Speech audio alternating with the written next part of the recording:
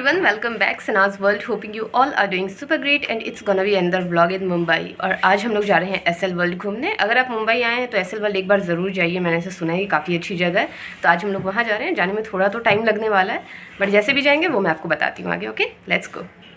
तो स्टार्ट करते हैं आज का दिन। तो सबसे पहले हमें पहुंचना है Borivali station, but direct train हमें नहीं मिली, तो हम सबसे पहले गए दादर से हमें बोरीवली के लिए दूसरी ट्रेन लेनी थी। बट अभी ट्रेन आने में टाइम था और सुबह से हम कुछ खाए भी नहीं थे, तो यहाँ से हमने लिया अपने लिए जूस। मैंने अपने लिए ऑरेंज जूस लिया और उसके बाद समोसा पाव। यहाँ आपको हर तरह के पाव मिल जाएंगे, लाइक वड़ा पाव, समोसा पाव, कीमा पाव, भजिया पाव, सारे पाव मिलते हैं। तो उसके बाद हम लोगों ने ये लिया एंड हस्बैंड ने अपने लिए लेमनेडो लिया। और यहाँ पे मुझे दिखी डबल डेकर ट्रेन, जो कि देखने में बहुत ज़्यादा इंटरेस्टिंग लग रही थी और इसका एक्सपीरियंस मैंने कभी नहीं लिया है। इन फ्यूचर इंशाल्लाह ज़रूर इस पे बैठूंगी और आपके साथ अपना एक्सपीरियंस डेफिनेटली शेयर करूंगी। और आफ्टर दैट हम लोग पहुँच गए बोरीवली और सामने आपको दिख रहा होगा आई लव बोरीवली, ये यहाँ के स्टेशन से सीन है। उसके बाद हमने लिया यहाँ से ऑटो और ऑटो से हमें जाना है गुराई जेटी। यस, आपको गुराई बीच नहीं बोलना है, वरना वो मीरा रोड के साइड से वो लोग क्रॉस करेंगे। उतना दूर नहीं जाना है, आपको जाना है गुराई जेटी और ये इसका गेट है। यहाँ आपको ऑटो वाला ड्रॉप कर देगा। यहाँ बाहर में भी टिकट मिलता है, बट हमें वो चीज़ दिखी नहीं कि कहाँ पर मिला, तो हमने फेरी का टिकट आगे से लिया है, वो मैं दिखाती हूँ। यहाँ से हमें फेरी लेना है जो कि हमें गुराई आइलैंड ले जाएगा। तो इस जगह आने में ना हम बहुत ज़्यादा कंफ्यूज थे, क्योंकि बाहर कहीं भी साइन बोर्ड नहीं था। और जब हम अंदर पहुंचे ना, तो यहाँ दो अलग अलग तरह की फेरीज लगी हुई थी। एक काफ़ी बड़ी थी ये वाली, इस पे बाइक वगैरह सब लोग जा रहे थे और मेजोरिटी लोगों की इसी पे जा रही थी। तो हमने यहाँ नॉर्मल एक फेरी वाले से पूछा कि आखिर हो क्या रहा है, तो उन्होंने बताया कि अगर आपको गुराई बीच जाना है, जो कि एक पूरा गुराई विलेज बस रहा है दूसरे साइड, तो उसके लिए आपको वो फेरी पकड़नी है। और अगर आपको एसएल वर्ल्ड के लिए जाना है तो ये फेरी है। तो हम लोग बैठे अपनी वाली फेरी में। 100 रुपीज़ पर पर्सन का चार्ज था विथ रिटर्न, लाइक वो आपको रिटर्न लेके आएंगे। तो जो दूसरे वो विलेज साइड में जा रहे हैं ना, तो वो ये लेकर के जा रहे हैं वहाँ वाली फेरी। और अभी हमारी फेरी को पूरी तरह से फिल होने में थोड़ा सा टाइम लगेगा। और यहाँ पहुँच के एक और चीज़ हुई, हमारा हो गया पोपट, क्योंकि यहाँ पहुँचने के बाद हमें पता चला ना कि एसएल वर्ल्ड जो है वो क्लोज है। लॉकडाउन के ही टाइम से वो रीओपन हुआ ही नहीं। लॉकडाउन के टाइम पे जो क्लोज हुआ वो अभी तक क्लोज रखा हुआ है। तो हमने फेरी वाले से ही पूछा कि तब हमें आगे वहाँ क्या है और देखने लायक। तो उन्होंने बताया कि वाटर किंगडम है, जिस बारे में मुझे ऑलरेडी पता था, और बर्ड किंगडम है। इसके अलावा पगोड़ा है वहाँ पे, और पगोड़ा का नाम मैंने बहुत ज़्यादा सुना था। तो फर्स्टली हमने डिसाइड किया कि हम लोग पगोड़ा जाएंगे और उसके बाद टाइम बचता है तो हम लोग बर्ड किंगडम जाएंगे, क्योंकि वाटर किंगडम जाके कोई सीन नहीं बनता है। वाटर राइड्स वगैरह मुझे उतना ज़्यादा इंटरेस्ट है नहीं, डर बहुत ज़्यादा लगता है, और मेरे हस्बैंड अकेले वो भी नहीं करने वाले हैं।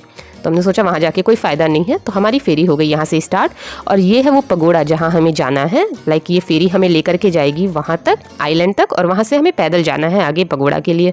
तो पगोड़ा के बारे में काफ़ी सारी चीज़ें मैंने ऑलरेडी पढ़ा था, यूट्यूब पे काफ़ी सारे वीडियोज़ भी देखे थे। तो इसलिए मैंने डिसाइड किया कि फर्स्टली हम यहीं पर जाएंगे।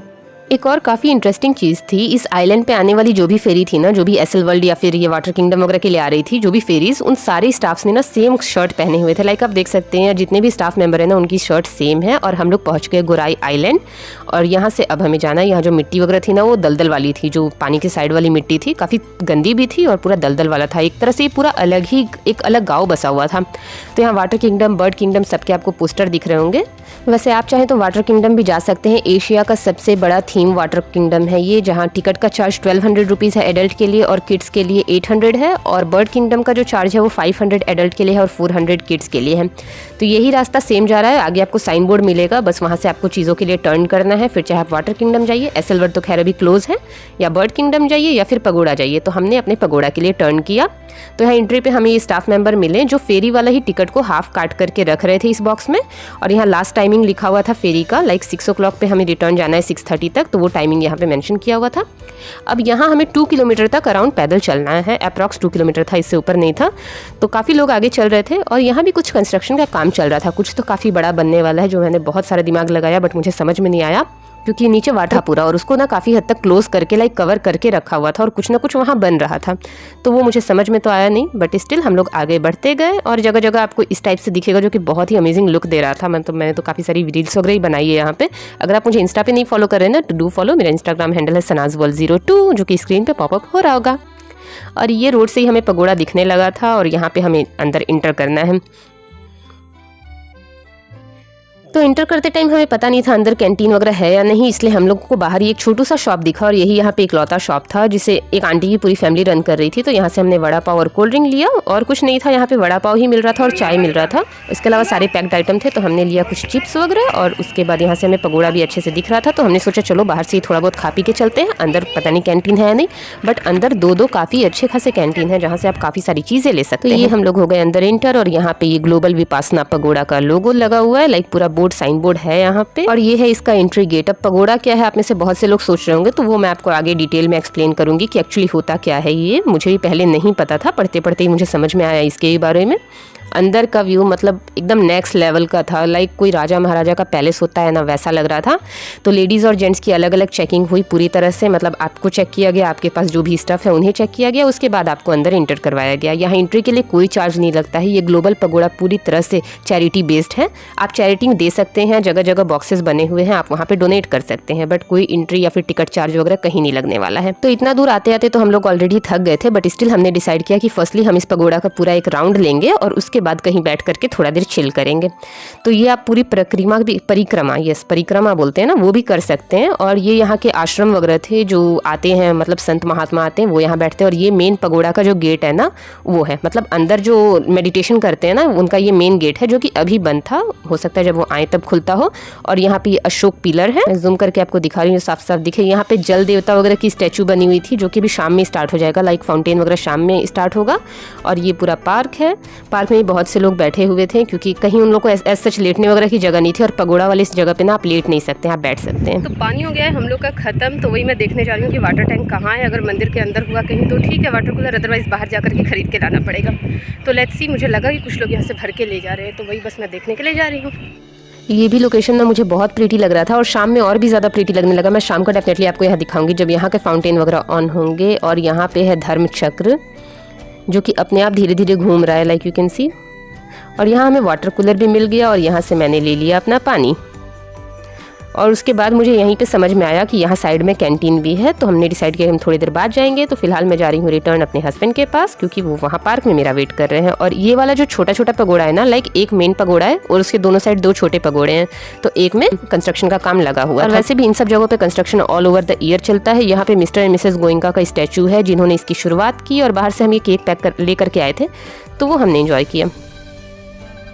थोड़ा देर पार्क में बैठने के बाद हमने डिसाइड किया कि इतना दूर तो आए हैं, तो हमें पगोड़ा के अंदर भी जाना है कि अंदर एक्चुअली में होता क्या है। तो एक स्टाफ मेंबर से मैंने पूछा, तो फर्स्टली उन्होंने कहा कि आपको अपने फुटवियर उतारने होंगे। एक फुटवियर स्टैंड था, वहाँ पे आपको उतार के रखना है। मेन गेट क्लोज है, बट दो छोटे छोटे डोर ओपन है, तो एक डोर से आपको इंटर करके थोड़ा सा घूम करके फिर वापस आ जाना है, क्योंकि अंदर लोग मेडिटेशन कर रहे हैं तो आप डिस्टर्ब नहीं कर सकते। प्लस आप उनके पास भी नहीं जा सकते हैं, आपको सिर्फ वो दूर से दिखेंगे, और वो पूरी तरह से ग्लास से कवर है। और इतना ही नहीं, आपको अपने सेलफोन ऑफ रखने हैं या थोड़े साइलेंट रखना है, बट उन्हें निकालना नहीं है। तो अंदर ही कोई भी क्लिप्स लेना अलाउड नहीं था। फिर हम लोग गए कैंटीन, यहाँ से फर्स्टली हमने ऑर्डर किया ये गुलाब जामुन, और उसके बाद हमने यहाँ से मंगवाई अपनी फ्राइड राइस। तो फ्राइड राइस अभी बन रही है, सेल्फ हेल्प है, आपको खुद से आपका नाम लेंगे, आपको जा करके ले लेना है। तो ऐसा वाला वैसे सब कुछ यहाँ पे मिल रहा था, जो भी आप लेना चाहें। तो हमारा फ्राइड राइस भी आ गया, और फ्राइड राइस इन्होंने मोमोज चटनी के साथ दिया था, जो कि बहुत ज़्यादा यमी लग रहा था। तो इतना कुछ खा करके हमारा पेट ऑलरेडी फुल हो गया, तो थोड़ी देर हमने रेस्ट किया। फिर हमने अपना लेमन सोडा ऑर्डर किया, क्योंकि मुंबई आए हैं तो लेमन सोडा तो मैं तो कहूँगी हर जगह पीजिए, बहुत ही अमेजिंग टेस्ट होता है ये वाला। फिर हम लोग गए इस धर्म चक्र के पास, कुछ फ़ोटोज़ वगैरह यहाँ पे क्लिक किया। उसके बाद हम वापस से आ गए पगोड़ा वाले एरिया में। और ये वाला फाउंटेन की जो मैं बात कर रही थी ना, ये ऑन हो चुका है, तो कुछ पिक्स वगैरह मैंने यहाँ पे भी ली, ज़्यादा पास जाना अलाउड नहीं था। और ये जो मैंने दिखाया था जल देवता वगैरह, तो ये वाले भी फाउंटेन ऑन हो चुके थे, क्योंकि शाम हो गया। और यहाँ का जो पूरा इलेक्ट्रिक सिस्टम है ना, ये कंप्लीट सोलर पैनल पे ही डिपेंड है, लाइक यू कैन सी काफ़ी दूर में ये सोलर पैनल लगा हुआ था। और एक भैया मुझे यहाँ पे दिखे जो ऊपर कुछ काम कर रहे थे, अब या तो वो वायरिंग का काम कर रहे थे या तो इसकी पेंटिंग का कर रहे थे, बट कुछ तो वो कर ही रहे थे। Talking about the global Vipassana pagoda, तो ये गौतम बुद्ध के लिए हमारा ग्रेटिट्यूड जो है वो शो करता है, उनके लिए ही ये बनाया गया है इस पगोड़ा को। और अगर ग्लोबल विपासना पगोड़ा के बारे में बोलूँ ना, तो ये बेसिकली एक मेडिटेशन डोम होता है, जो कि एक डोम शेप में होता है, इसीलिए उसको पगोड़ा बोलते हैं, जो कि म्यांमार से इंस्पायर है। और ये यहाँ का मेन एंट्री है, और यहाँ पे साइन बोर्ड जगह जगह बने हुए हैं कि आपको कहाँ से क्या जाना है। ये एक धर्म की घंटी है, जिस पे क्लियरली मेंशन किया हुआ है कि गुंजे वाणी धर्म की धरती और आकाश। और इस घंटी को आपको इस तरह से बजाना है, लाइक काफ़ी हैवी सा ये है। तो मैंने भी ये ट्राई किया, कुछ रील्स वगैरह मैंने यहाँ भी शूट किया, एंड काफ़ी सारे लोग भी थे, तो मैंने 2-3 बार किया, क्योंकि पिक्स क्लियर नहीं आ रही थी इस वजह से। तो ये बस आपको उतारना वगैरह नहीं है, काफ़ी हैवी सा है, बस आपको धक्का देना है और उसमें से आवाज़ आएगी। और ये अगेन उनके आश्रम या फिर रहने की जगह कहिए, जो भी मेडिटेटर्स यहाँ पे आते हैं उनके रहने के लिए बना हुआ है। और अगर इस पर्टिकुलर पगोड़ा की मैं बात करूँ ना, तो ये वर्ल्ड की लार्जेस्ट स्टोन डोम है, जो कि बिना किसी पिलर के सपोर्ट के खड़ा है, और इसकी कैपेसिटी 8000 है। दैट मीन्स 8000 विपासना मेडिटेटर्स यहाँ एक साथ बैठ सकते हैं। और यहाँ पे गौतम बुद्ध की 21.5 फीट की स्टैचू बनी हुई है, जो कि उनकी सिटिंग मेडिटेटिव पोजीशन को शो करता है, लाइक यू कैन सी। और यहाँ पे एक हैंड बना हुआ है, जिस पे उनके सारे स्कल्पचर्स लिखे हुए हैं। आगे बढ़ते हुए हम लोग आ गए यहाँ के फर्स्ट फ्लोर पे और यहाँ पे हमें दिखा फ़ोटो गैलरी, तो हम लोग चले गए वो देखने के लिए। और इस फ़ोटो गैलरी में ना ऑल ओवर द वर्ल्ड जहाँ जहाँ इस तरह से पगोड़ा बनाए गए हैं, इसकी शुरुआत म्यांमार से हुई थी। तो जहाँ जहाँ बनाए गए हैं वहाँ वहाँ का इस पर लगा हुआ है पिक्चर्स वगैरह कि कब कौन से ईयर में कहाँ पे बना है और किसकी हेल्प से बना है, तो ये सारी चीज़ें यहाँ पे हैं।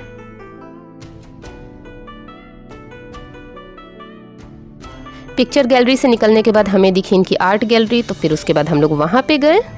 ये पर्टिकुलर जो ग्लोबल पगोड़ा है ना, इसकी ओपनिंग 8 Feb 2009 में हुई थी और उस टाइम की प्रेसिडेंट थी मिसेस प्रतिभा पाटिल, तो उन्होंने इसकी ओपनिंग की थी। तो आर्ट गैलरी से निकलने के बाद हम गए इनके मेडिटेटिव हॉल में, जो कि एक सेपरेट था। फर्स्टली वहाँ वीडियो के थ्रू हमें बताया गया कि पगोड़ा की स्टार्टिंग कहाँ से हुई, कहाँ से ये आइडिया आया और कैसे कैसे इस नॉलेज को स्प्रेड किया गया ऑल ओवर द वर्ल्ड, तो वो सारी चीज़ें बताई गई। उसके बाद यहाँ के मेडिटेशन हॉल में जाकर के आप कुछ देर मेडिटेशन कर सकते। तो ये था पगोड़ा जो कि हम लोगों ने पूरी तरह से घूम लिया। आई होप आप लोगों ने वीडियो एंजॉय किया होगा। अब हम लोग वापस रिटर्न जा रहे हैं। ये ऑन द वे चल के जाना है, थोड़ा लंबा वे है, आई गेस अराउंड 2 किलोमीटर होगा। और उसके बाद हमें हमारी फेरी मिलेगी जिसने हमें सुबह ड्रॉप किया था, वही होंगे या फिर कोई और होंगे, बट रिटर्न टिकट उसमें इंक्लूड था, तो बस हमें वहाँ तक जाना है। इन वन वर्ड बोलूँ ना तो ग्लोबल विपासना पगोड़ा गौतम बुद्ध के वैल्यूज़ और उनकी टीचिंग को स्प्रेड करने का काम करता है। और अब हम लोग वहाँ से निकल गए हैं और ये अगेन जहाँ से हमने स्टार्ट किया था गोराई आइलैंड का, वहाँ से है। और अब इन सारे लोगों को रिटर्न जाना है, ऑब्वियस मुझे भी जाना है, और सब फेरी का वेट कर रहे हैं।